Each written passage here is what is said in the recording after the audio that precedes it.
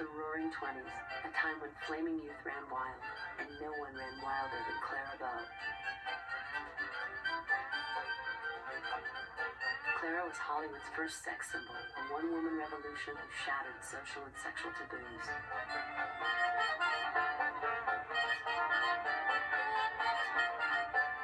She had it, the most desirable quality of the decade.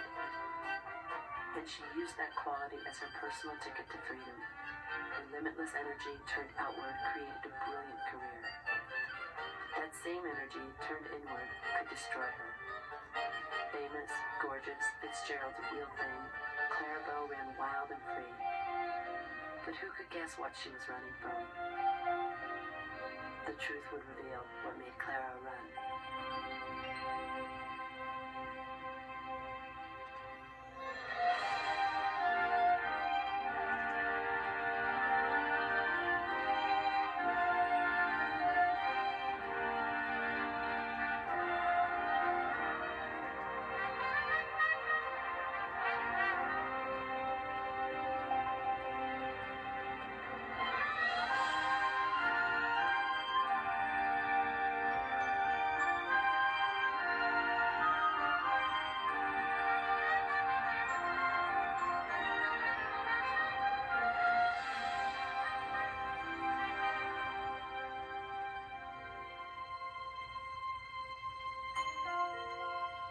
In the end, the world's most public woman stayed home.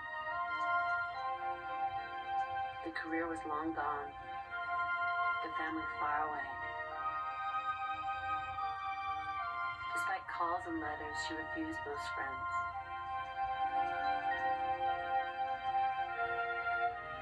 Clara Bow had withdrawn from a world she found too painful. But there, in her bedroom on The Late Show, the spunky, sexy girl with the big heart and even bigger talent filled the screen. There the demons stayed buried and only the good times lived on. There she was, and always would be, a celluloid legend. A star.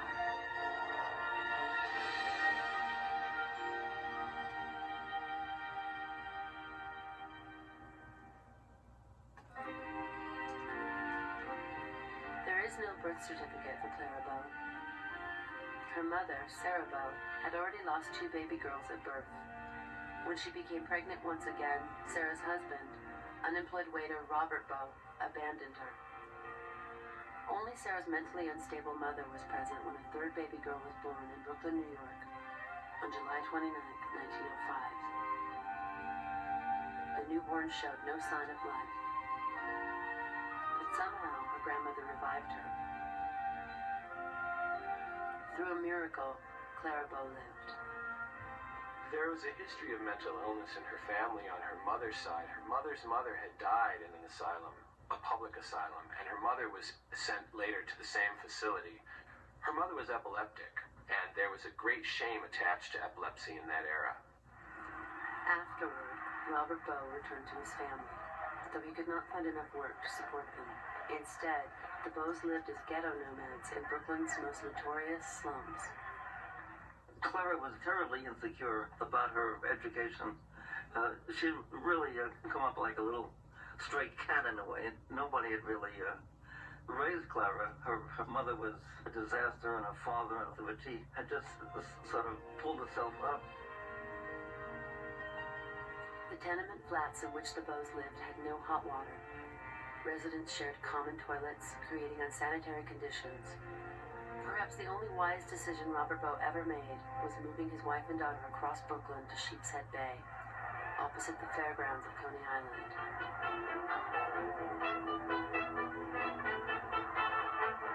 Clara and I would go to Coney Island quite often. She worked over there as one of the sort of restaurants that they had along the boardwalk. She always attracted attention. So whenever we walked past someplace, they noticed her. Clara developed into a lonely, hypersensitive child. for escape, she turned to a brand new medium, moving pictures. There, in the darkness, Clara could forget the bitter fights between her parents, her father's long absences, and her mother's increasingly bizarre behavior. There she could nourish dreams of a better life. Well, she wanted to be an actress. She talked about it and wished it, and she was doing without a lot of things so that she could have enough money to take the subway up to one of the studios up there. Since her mother said actresses went straight to hell, Clara imitated her screen favorites in secret, practicing for hours in front of a mirror. It was too silly to even dream of, she recalled. I could see what I looked like in a mirror. But when Motion Picture Classic magazine held a fame and fortune contest, Clara entered it. She couldn't afford a picture of herself. Her father lent her 50 cents for one of those really cheap tin types. She took the streetcar, she showed up, she turned in the picture, and to her amazement, she was called back, and called back again, and called back again, and she won. She won the contest, and the prize was a movie role. She made the film, but ended up on the cutting room floor. Years later, Beyond the Rainbow would be re-released with Clara's scenes restored and her name featured above the title. Clara Bow was dead set against her daughter's dream. Late one night, 16-year-old Clara awoke to find her mother standing over her, brandishing a butcher knife in one hand. "I'm gonna kill you, Clara," she said. "It'll be better." She told me about her mother standing over with a knife at night. Mother was thinking about trying to get in the movies, and her mother was just dead set against that. And Mother escaped her, and I guess locked herself in a closet or in the bathroom until Grandfather got home. Weeks later, Robert Bow committed his wife to the same asylum where Sarah's mother had been sent. Surly and abusive, he would raise his daughter alone. A traumatized Clara would never sleep well again. Despite being cut out of her first film, she continued to seek work and found it in a whaling saga.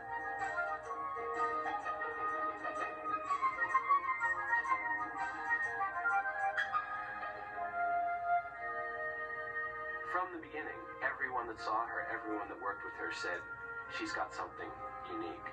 And from the start, every performance she gave, here's her first film, Down to the Sea and Ships, she's singled out by the New York film critics as being the most exceptional person in the cast. Clara was working as an extra on another film in New York when Robert Bow appeared on the set to tell her mother, Sarah, had died. Clara never recovered. "I was dancing on a table with just a few clothes on when my mother left me for good," she would later sob. "I'd disappointed her. I'd gone against her wishes." But she could not hold up shooting, so Clara continued the scene, outwardly vivacious, inwardly plagued by grief and guilt. Still, she held fast to her dream and within months was offered a contract by Preferred Pictures, a low-budget West Coast outfit in need of cheap talent. A week before her 18th birthday, she left New York's Grand Central Station aboard the 20th Century Limited. For Clara, it was a dream come true. She was going to Hollywood.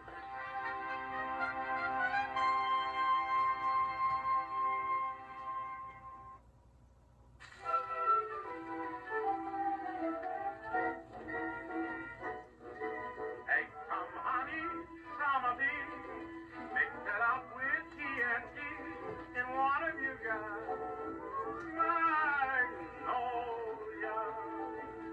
Clara Bow, ain't she the least? Season her with million gifts, and what have you got? Magnolia. Listen, pal, the driving that gal is Ryan. Preferred Pictures chief, B.P. Schulberg, was sure he'd been rooked. For him stood a teenage urchin in a shapeless skirt and a tatty sweater.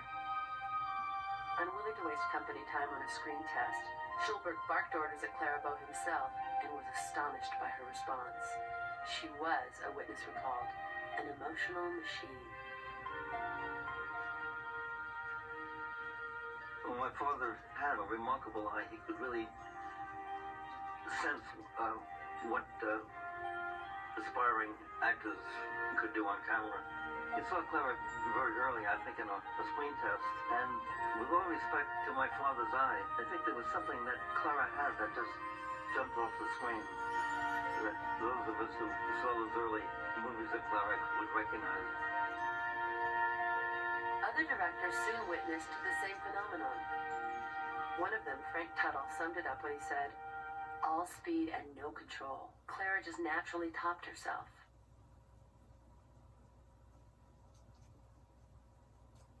My father, who directed Clara Bow in 7 films, felt in a sense that he'd discovered her. She'd done other movies before Grit, but he realized how good she was, how sensitive as an actress, as well as having a face that was not like anyone else's.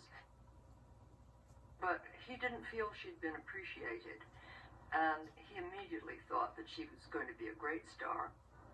Within months of her arrival in Hollywood, Clara was named a Wampus Baby Star by the Western Association of Motion Picture Advertisers, the highest honor of the day for an aspiring screen actress. The award banquet was held in San Francisco. The Wampus baby stars were almost all teenagers, and so they were accompanied by a parent, generally a mother. But when Robert Bow got to the train station, he was so drunk that they wouldn't let him on the train, so Clara Bow ended up going alone. And all of the other baby stars were very specific about the fact that they used words like sad, lonely, withdrawn, shy. And when you see the film on her, and she seems so carefree and fun, you see the real difference that's already starting, the divergence between who she really was and who she was showing the world she wanted to be. In 1923's Helen's Babies, Clara supported Baby Peggy, Hollywood's very first child star. She seemed to really enjoy what she was doing, and I think it was probably the desire of her life to be an actress, you know, to be in Hollywood, to be a star. And she was becoming a major star. She was younger than most leading ladies. Later in It Girl, she was kind of a conniving shop girl who wanted to catch a man, but that wasn't her role at all in Helen's Babies. Clara played just a simple, homespun girl. She seemed to have a bubbly, enthusiastic, youthful nature, and that's what she seemed to play up. And she appeared to me to be natural and true to herself.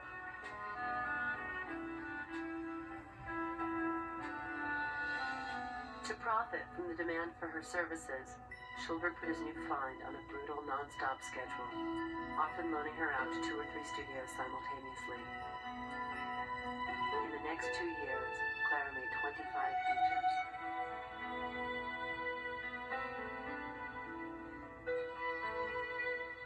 Long considered a lost film, the 1991 rediscovery of Empty Hearts provides a rare glimpse of Clara in an early drama. Budget productions like this allowed no time for rehearsals or retakes, yet Clara's death scene is a revelation.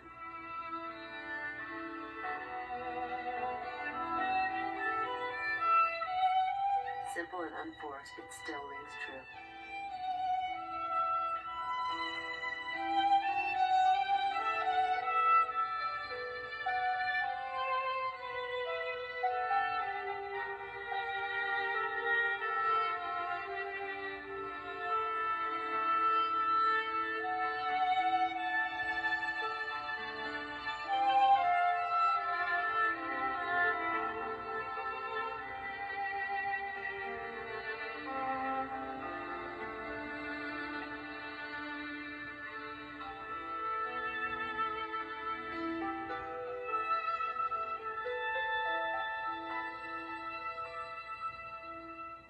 By 1926, B.P. Schulberg was paying Clara $750 a week and charging other studios 4 times as much for her services. It was total exploitation, but money meant little to Clara. A self-described working girl, she was doing what she had always dreamed of. At the moment, nothing else mattered. Meanwhile, she was becoming a role model for the flapper generation. After receiving the right to vote only 5 years earlier, women now sought sexual emancipation as well. No one embodied this more than Clara. She was creating a personality new to the screen, youthful, energetic, and frankly sexual. It was the same image that she was beginning to develop off-screen. In My Lady of Whims, Clara plays an heiress who flees her stuffy family for the bohemian life of Greenwich Village, then juggles several male suitors.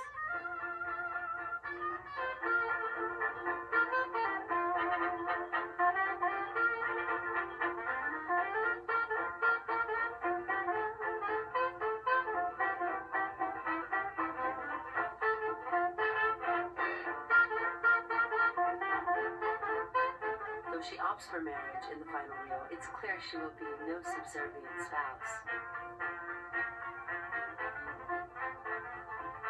Instead, husband and wife will live as equals. The plastic age pushed the sexual envelope even further.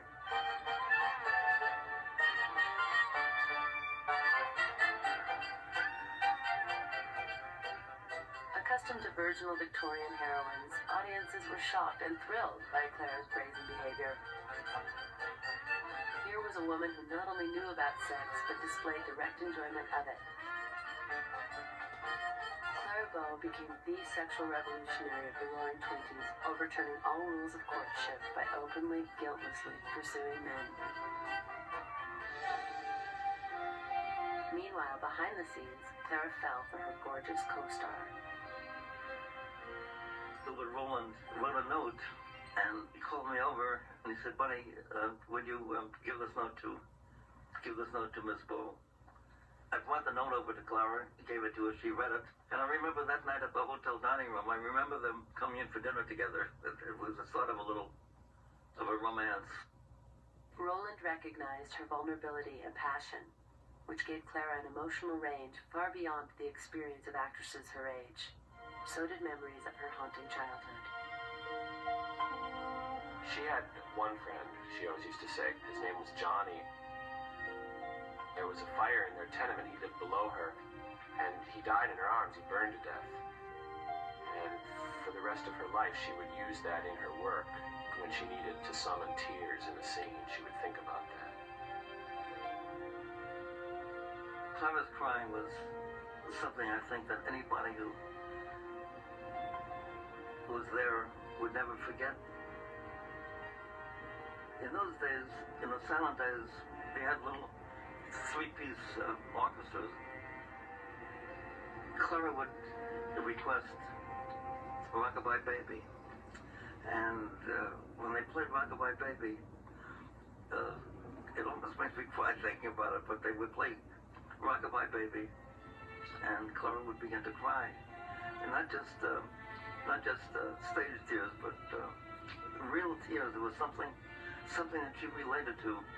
Maybe the lack of a true motherhood that anybody really caring for her. Maybe the actual words of it are falling out of her cradle, the hard knocks, whatever it was. It made Clara cry in a painful way too, in a memorable way. It always made her cry.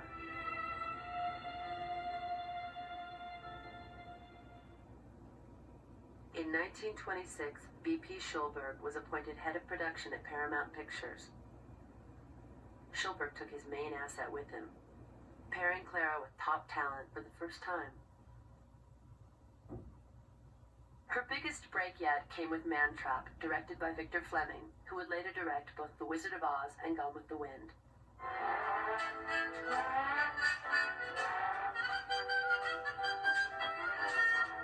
Here, the warmth of her personality shines through as Alberna, a chronically flirtatious manicurist.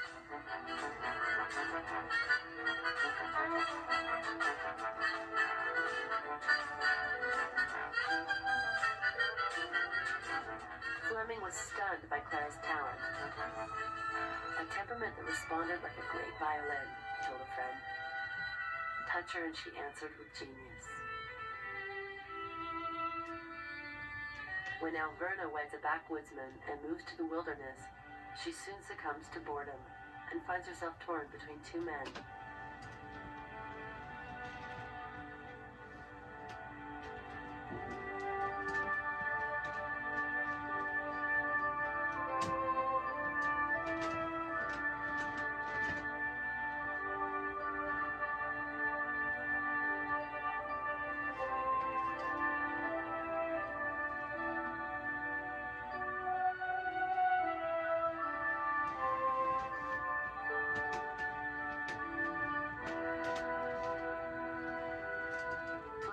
treated Clara as an equal, an artist of limitless potential.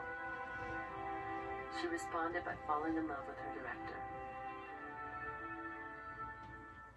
The result was Clara's best performance to date.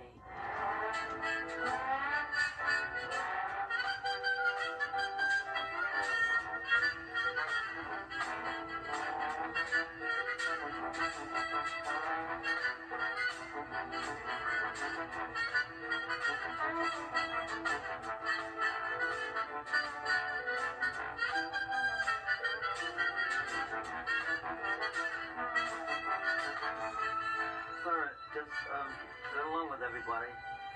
She talked with everybody on the set. She was like one of the boys in a way, very easy to get along with. She didn't have the big superstar attitude at all. In spite of all the trappings of stardom, Clara didn't act like a movie star.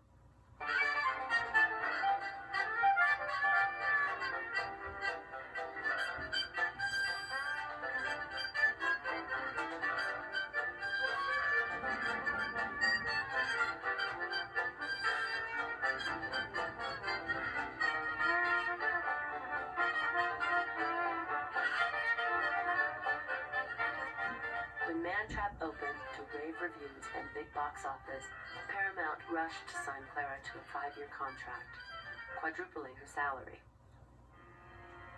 Most of the money went to Robert Bow. Clara had supported her father since age 16 and would continue to do so for the rest of his life. She never was able to maintain the kind of attitude that would help her to manage her money and manage her life. It really was like open house. In that way, she trusted everybody. She was just very naive and generous and trusting. By this time, Clara was involved with both Gilbert Roland and Victor Fleming. I heard a lot about her scandalous ways in Hollywood, even though she was just a very new actress there.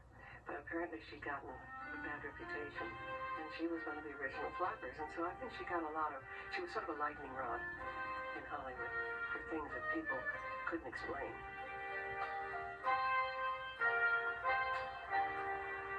Her reputation hadn't hurt lines at the box office yet. By the end of 1926, Clara Bow was famous beyond her wildest dreams, and her biggest achievement was still to come.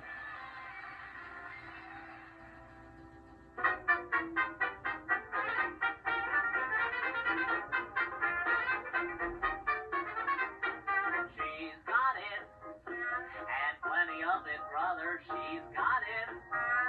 I never saw another have so much of such and such. Well, she's really not exquisite, but after all, what is it? Lips and eyes. Just like a million others, still what made me fall? Why, it ain't that, and that ain't it. That is that, and it is it, and she's got it. That's all. Eleanor Glynn was a fading English-born writer of racy bestsellers. She was as phony as Clara was genuine. In 1926, Madame Glynn wrote It, the only work for which she is remembered today. In an era when the word sex was not uttered in mixed company, it served as an acceptable substitute. So, B.P. Schulberg devised a publicity stunt. If Madame Glynn would proclaim Clara Bow the It Girl, Schulberg would build a movie around it, give Madame Glynn a small role in it, and pay her $50,000, more than Clara had made in her last 7 films combined. Madame Glynn was a snob, but no fool. She agreed, and Clara Bow became forever the It Girl.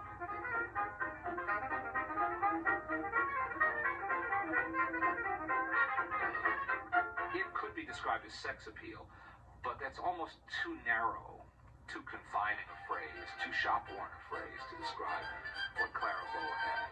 Because it wasn't just sex appeal, it was her wonderful, ebullient, 1,000-watt personality. She just lit up the screen.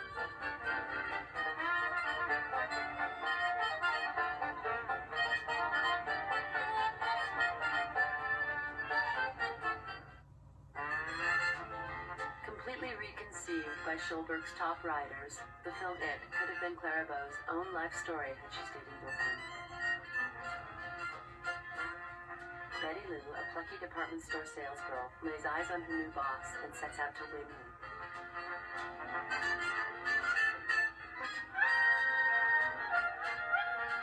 But Clara's shop girl is as loyal as she is gutsy. When a pair of meddling do-gooders threaten to take her best friend's baby, Betty Lou claims to be the mother, knowing this will ruin her reputation and sacrifice her true love.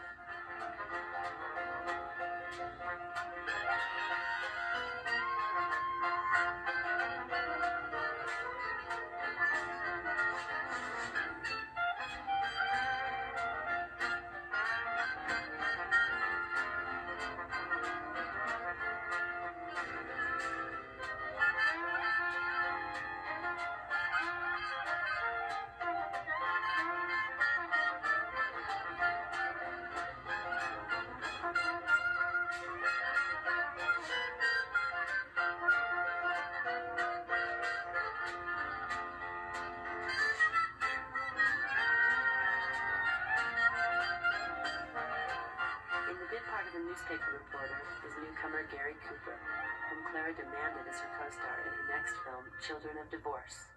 Off-screen, Cooper also became her latest conquest. On the set, Clara loved to shock the other actresses after a night with her new lover. Clara was an untamed little minx, said co-star Esther Ralston. She used pretty strong language, said another friend, and in those days it was absolutely taboo to utter anything like that in public. But Clara would.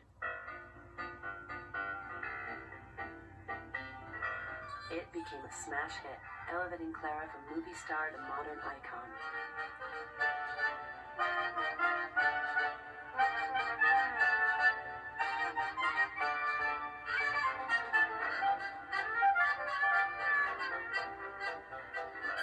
There's a really good case to be made for Clara Bow being called the movie's first sex symbol. There were sexy women, attractive women before her, but mostly they were virgin at times, or cute. And if they were naughty, and that would be the proper phrase then, they tended to have to pay for their indiscretions. Clara was sexual and unapologetic. That was the difference. And people really responded to that because there was a truth to it. She sort of set a pattern because she predates Jean Harlow. She was there first. And then that set a pattern for Marilyn Monroe and the other sexual icons to follow.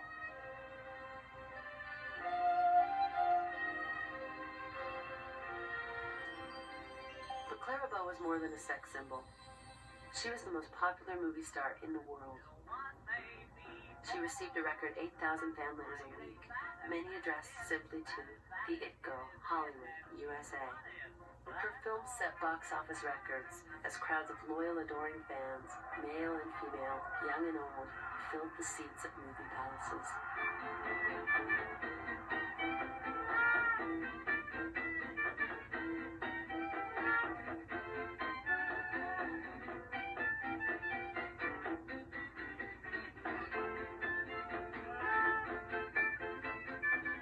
Clara Bow was extraordinarily popular.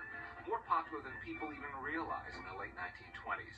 You think of Greta Garbo, Lillian Gish, all these great names, great actresses.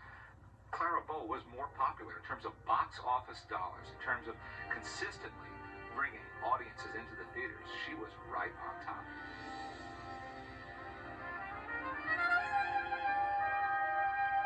Although beloved by her public, Hollywood society scorned her, omitting her name from industry guest lists. Instead of attending her own premieres, Clara stayed home and played poker with her cook and maids. The situation only worsened when Clara revealed her slum childhood, meager education, and most shockingly, her mother's mental illness in Photoplay magazine. At a time when it was common for stars to bury their past, Clara's candor was a slap in the face to Hollywood's elite. In a town that didn't have the greatest record for morality, Clara was considered below the line. I mean, Clara was looked on as a bad girl, and actually like a discredit. But Clara really didn't give a damn. I mean, Clara said, "This is me, and this is what I do, and if you don't like it, lump it." And that's the way she was. she thought that they were hypocrites, which they were. I remember when Clara Bow walked into the dining room of the Beverly Hills Hotel in a bathing suit and high-heeled shoes. And it was an elegant dining room, and there was a hush, or else little murmurs of shock. And even a 6-year-old knew that that was not what he was supposed to do. But for Clara Bow, it was the right thing to do. Clara completely identified with her fans, and when a letter reminded her of her own childhood on Coney Island, she responded with spontaneous generosity. Clara Bow showed up one day on Saturday at the studio at Paramount, and her press agent saw her. Now, she got 35,000 fan letters a month, but she tried to read them. She always called them my wonderful fan friends. So she said, well, there's this boy, and he wrote me this letter, and he said that he's selling popcorn down on the Long Beach Pier, and his parents are sick, and if I show up, maybe he'll sell some more popcorn, so I'm going to go. And when I interviewed this publicity man 60 years later, he said to me, I will never forget the look on that boy's face when Clara Bow showed up and said, I'm here to sell popcorn. Clara's next film, Wings, released in 1927, became one of the biggest hits of the silent era, winning the first Academy Award for Best Picture. I was 10 years old. I saw Wings. And like every young fella in America, I fell in love with Clara Bow. Clara's heroine, Barry Preston, is so hopelessly in love with a World War I aviator that she joins the ambulance corps to find him. When she finally does, drunk with his buddy in a Paris dance hall, she is heartbroken.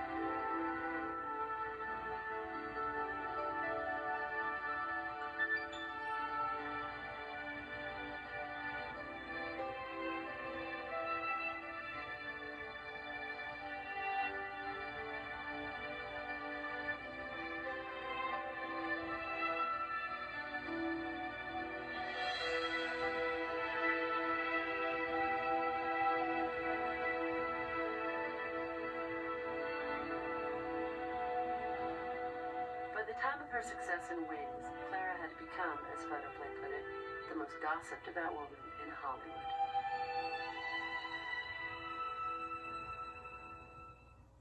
She juggled affairs with actors John Gilbert and Norman Carey, between broken engagements to Gilbert Rowland, Victor Fleming, and Gary Cooper. She even had a fling with a most unlikely partner. My father, the theatrical producer, brought the original production of Dracula to the West Coast. Bela Lugosi was the star, of course, and Clara immediately developed a terrific crush on Bela, and she was in the audience at, maybe 3 times a week. And the gossip columns were just full of the latest about Clara and Bela. My father and Bela became very good friends, and one night Bela said, Ed, I want to show you something. Come in my dressing room. So they went into the dressing room, and Bela closed the door. He took off his shirt, and his back was just covered with little red bites. And he said, Clara, Clara. The most notorious rumor claimed that at wild parties in her home, Clara took on the entire University of Southern California football team. In truth, she was an ardent USC football fan, whose only close encounters at these parties involved dancing to Charleston and playing touch football on her front lawn. A decade after they parted in Coney Island, Catherine Mulligan visited her old schoolmate in Hollywood and witnessed one of these parties firsthand.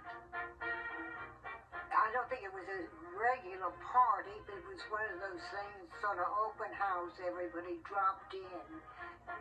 She had an early morning call the next morning for filming, and so she excused herself and went to her bedroom. So that's when I went up to her bedroom and we talked probably maybe a half hour. She was happy that she had made a way for herself. But I don't think she was happy like most young girls would be, that everything was all right in life and things were going fine. Nasty gossip and non-stop work were not the only problems. Soon Clara would face something worse. Swing it in here, Father. Come on, Father. The most terrifying obstacle of her career. The microphone. Is that in your picture? No, you just stay there. Okay, test it. Virtually overnight, an entire industry deemed talkies the future. 1, 2, 3, 4. And actors who lacked a voice, relics of the past. All right, let's go. Okay for sound.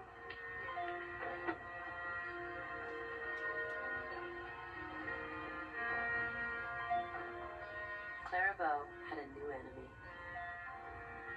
For the rest of her career, the microphone would stalk her.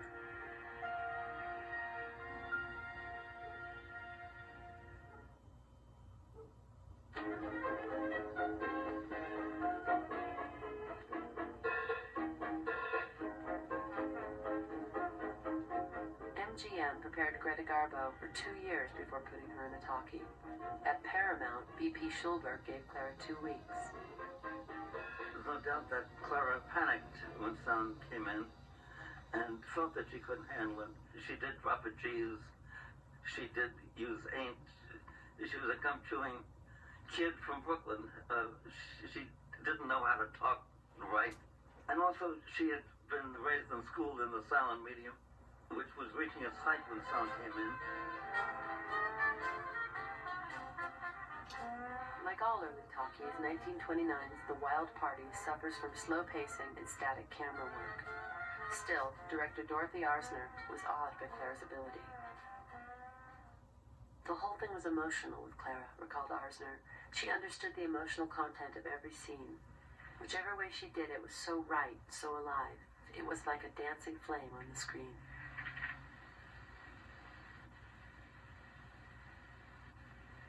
Someday some man's going to hurt you terribly if you don't learn something about the breed. I haven't any time for men. Helen, you've been grinding too hard. It's time you had a little change. Interest in Clara's voice guaranteed the Wild Party's success. To promote the film, Paramount sent her back to Brooklyn. Here in her hometown, she was mobbed by HELEN'S. Clara was their very own Cinderella.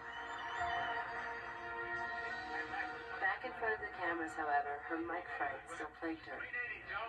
Rather than bolster her confidence, BP Schulberg rushed Clara into dangerous curves. At least this time, he let the legendary Ernst Lubitsch supervise the production. As a result, Dangerous Curves was a vast improvement, indicating how well Clara handled the new technology when giving guidance and support. That's the sound. Well, Pat, you made it. You got what you've been dreaming about for years. So, not the way you dreamed it, maybe. Oh, cut it. It's better than you dreamed of. 'Cause you did it all yourself. You don't owe nothing to nobody. Pretty much every Paramount executive at one point or another warned BP Schulberg that Clara Bow needed better material, that she was carrying her movies, and that if they didn't give her material that was worthy of her, that her audience wouldn't stay with her. 30 pounds overweight and more insecure than ever, Clara could not fit into a dress the designer Edith Head had created for her third film from 1929, The Saturday Night Kid. So Clara persuaded Head to let a bit player named Jean Harlow wear it instead. It was a big break for Harlow, who never forgot Clara's consideration. Please don't say nothing now. Out of my way. Oh, please, Miss Streeter, don't say nothing to me. Please don't. You miserable, common, vulgar hussy. You've ruined my entire pageant, and what's more, you're a thief. A thief? What do you mean? Don't play this innocence with me.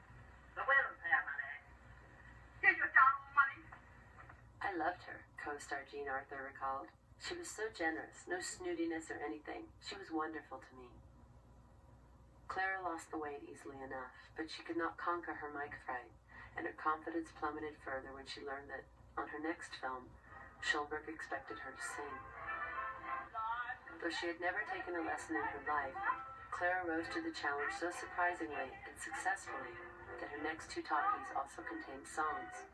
Don't your humble, don't you grumble, just look on and watch the chosen few on the wall. They steal their kisses to be solitaire Amidst this latest professional triumph, her personal life was spiraling out of control. Within 6 months, Clara was beset by 3 front-page scandals. The first, her affair with a married Dallas doctor. The second, over alleged gambling debts. And the third, a courtroom catfight with Daisy DeVoe, her former best friend, now accused of grand theft by Clara. Devastated by Daisy's mudslinging betrayal at the trial, Clara was vindicated when Daisy was sentenced to 18 months in jail. But it was Clara, not Daisy, who suffered the consequences, as public opinion now turned against her. The Great Depression had begun, and everything the Roaring Twenties represented was seen as unforgivably reckless. As that era's embodiment, the It Girl was an easy target for blame. Throughout her scandals and humiliations, one lover stayed loyal to Clara. Cowboy star Rex Bell. Rex Bell was in a movie at Paramount Studios. Clara was the leading lady, of course, and I would see them in the commissary together, and they were so wrapped up in each other. It was very sweet to see them. I think that was the beginning of their romance. It was true love with Rex.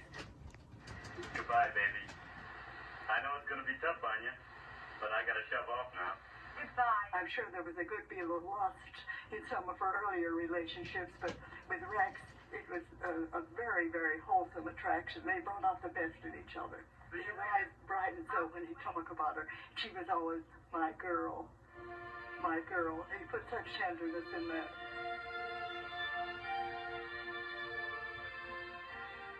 Behind her back, Schulberg now called his once brightest star, crisis-a-day Clara.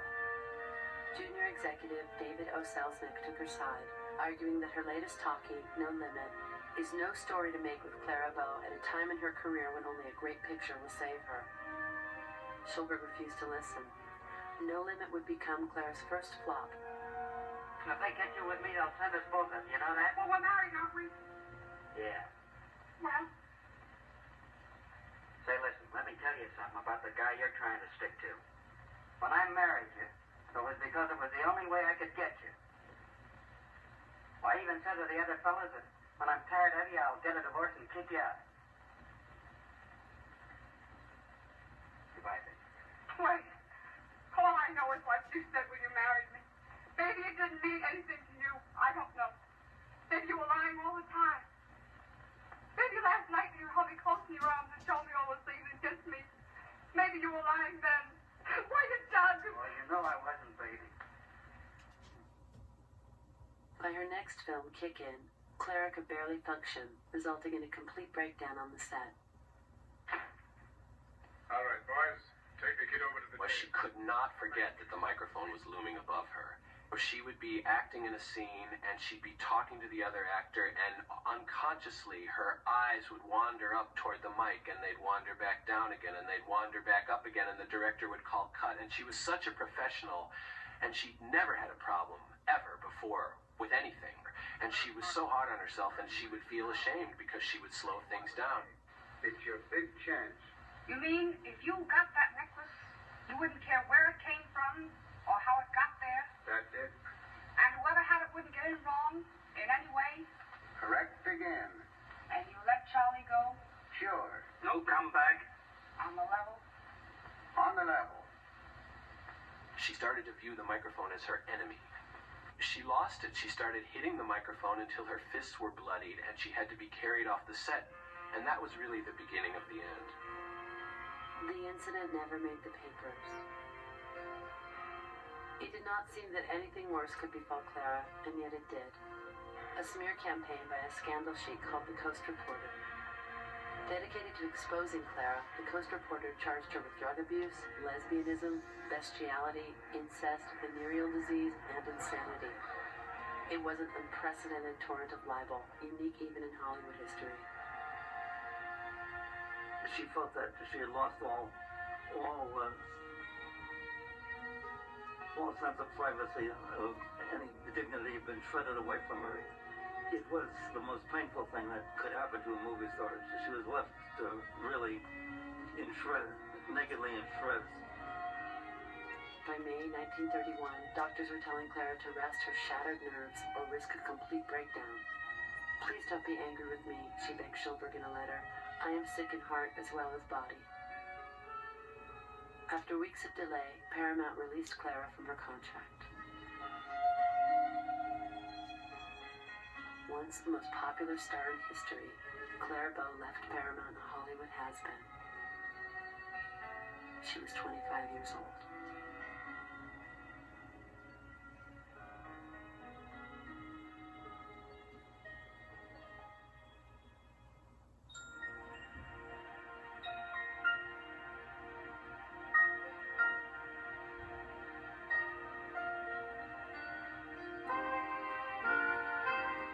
After her release from Paramount, Rex Bell took Clara to a remote area of the Nevada desert, where the two lived together openly.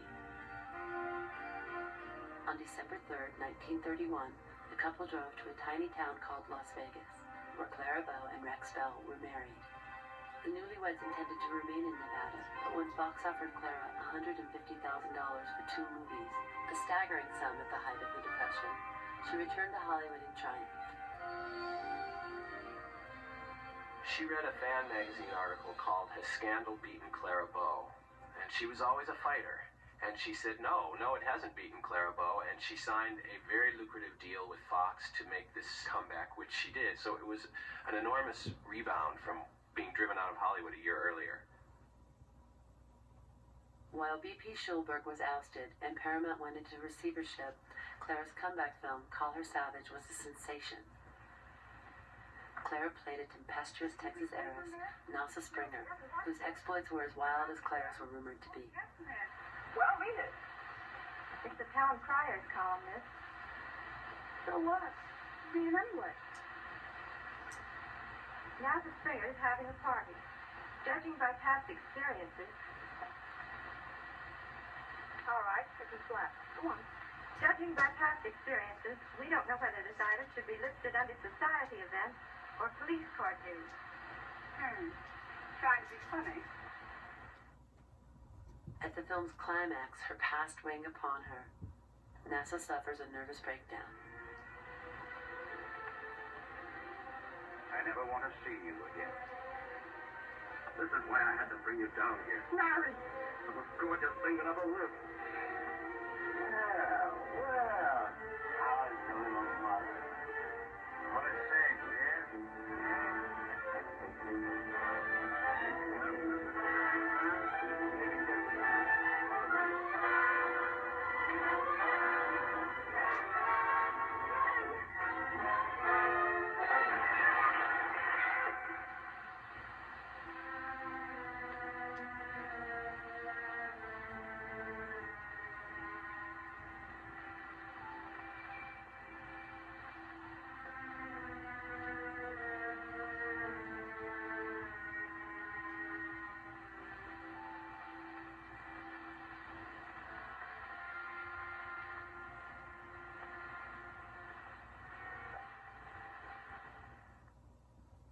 Call Her Savage was a solid hit for Clara, but she dreaded making another film.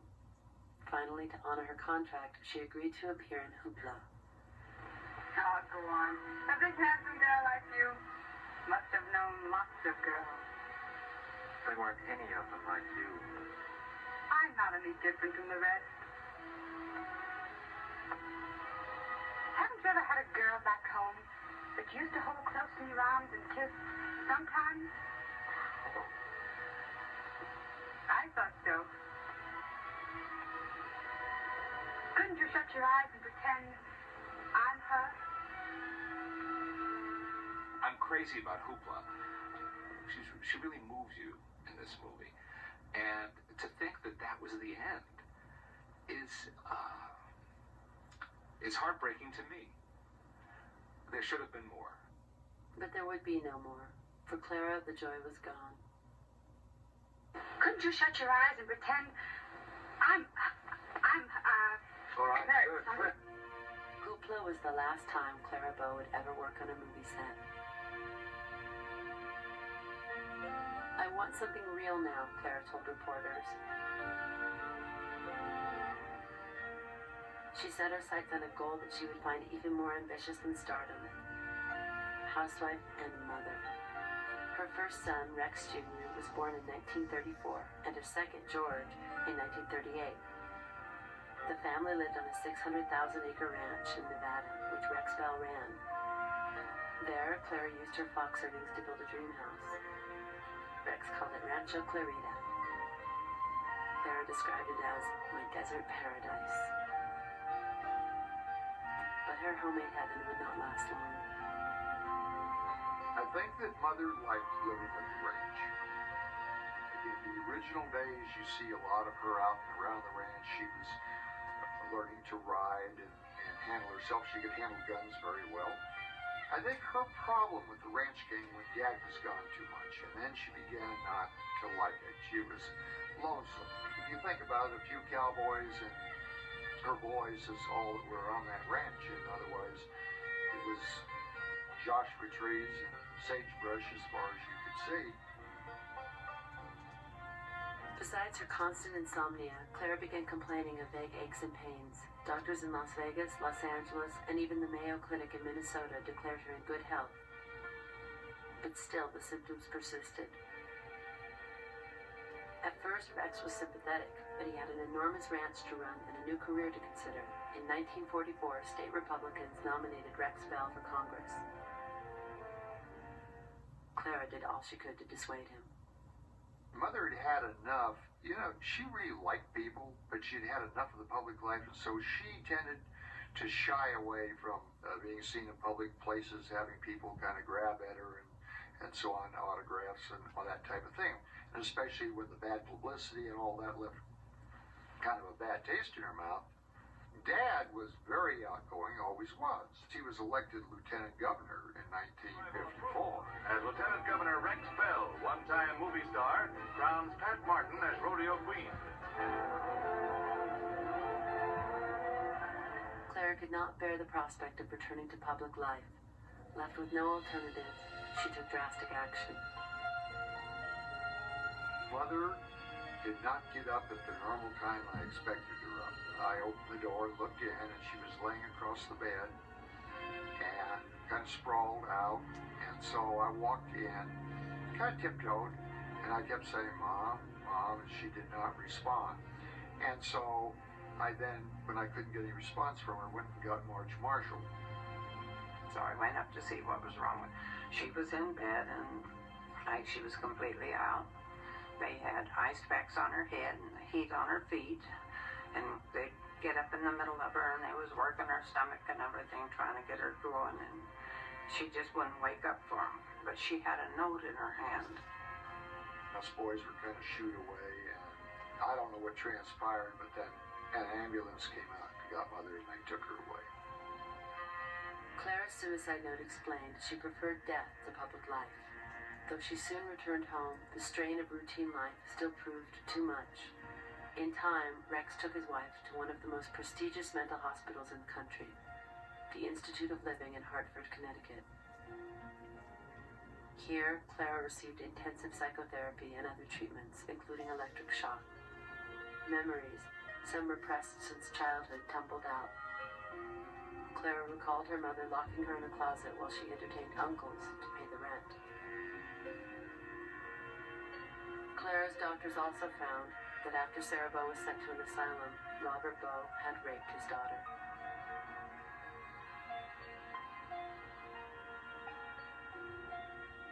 she's given us a great gift, because given what her parents did to her, she could just statistically have become another abusive parent, and instead she gave us the gift of her artistry. She gave us a legacy, which are her movies and her talent.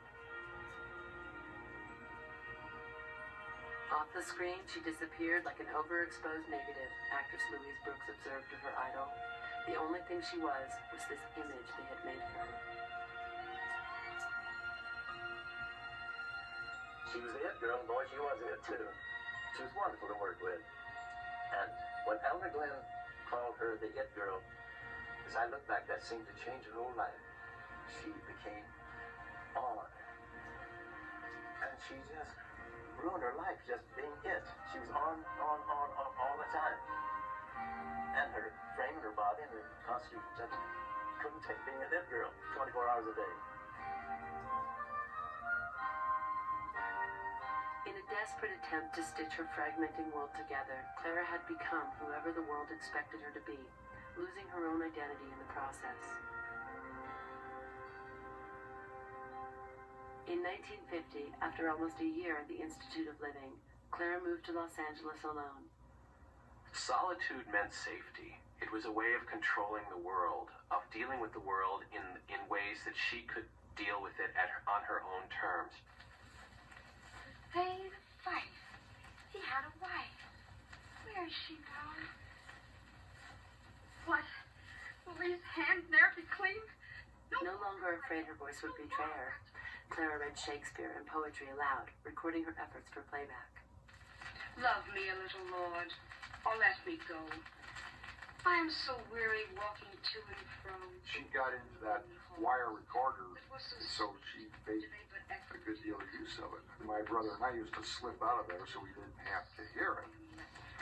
And that told me a lot. Around that time, it got a little bit older, is why she was an actress. Behind jagged mountains lie along the west. Once lay the captive's birds, small rifle nest. Separated from, though still close to his wife, Rex Bell died on July 4th, 1962. Exactly a month later, Marilyn Monroe committed suicide. No one could relate better than Clara. I never met Marilyn, but if I had, I would have tried very hard to help her, she wrote of her successor. A sex symbol is a heavy load to carry when one is tired, hurt, and bewildered. I had to be older before I realized that she had to have been an artist. Now, I saw Mother on screen in Color Savage, a very good movie. But then I got a chance to see her in Silence. I saw so many facial expressions right away in the movie It that I'd see now on an everyday basis. And I said, geez, that's Mother. You could see what she was thinking, and I just thought that was amazing.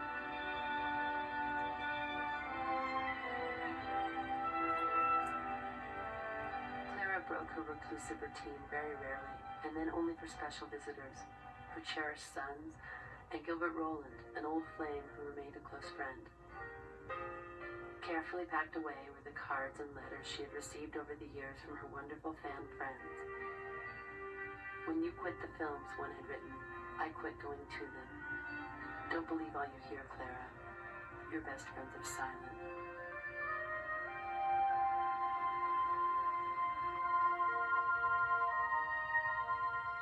On September 26, 1965, The It Girl watched a telecast of The Virginian, directed by Victor Fleming and starring Gary Cooper. Just after midnight, the sound and light faded. At long last, Clara Bow could sleep.